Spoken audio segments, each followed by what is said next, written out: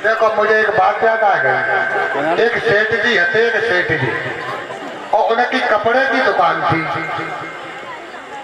कपड़ा की दुकान है बीसलपुर में बहुत बड़ी। और सेठ जी हते, उनको काम था सुबह को जाना दुकान पर, बिना काम से कोई लेना देना नहीं था। और पूरे दिन धंधे में मस्त रहते थे। पूरे दिन दुकान पर लगा रहता था कि सेठ जी जहाँ का फारो 5 मीटर, सेठ जी काट दो 4 मीटर। पूरे दिन बढ़िया दुकान चला करती थी। एक दिन ढकिया में भागवत बैठ गई।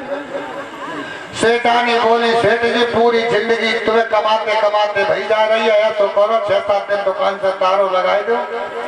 अरे भगवान की कथा सुन लो, बा में अमृत बटतो अमृत।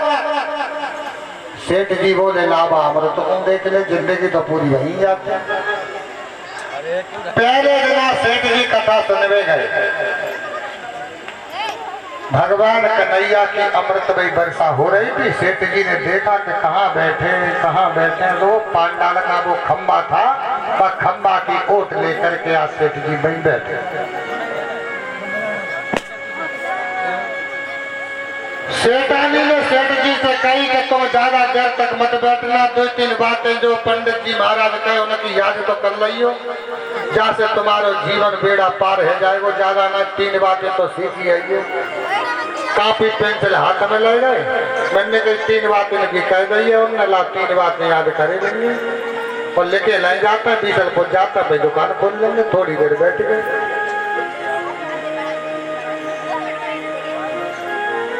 सुखदेव जी महाराज समझाते हैं, हे राजा परीक्षित, जात की जैसी भावना होती है परमात्मा उसकी बुद्धि को वैसा ही बना देता है।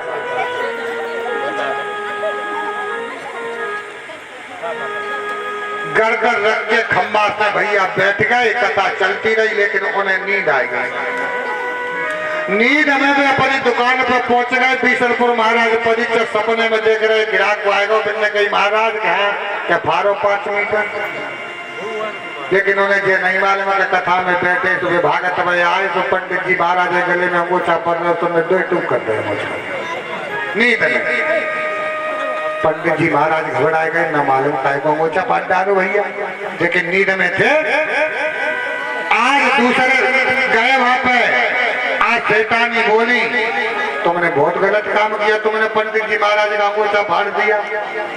सेठ जी बोले, हमें क्या मालूम, हम तो नींद में अपनी दुकान पर पहुंच गए तो काऊ ग्राहक ने 5 मीटर कपड़ा मांगो तो हम तो कपड़ा फाड़ रहे थाना में।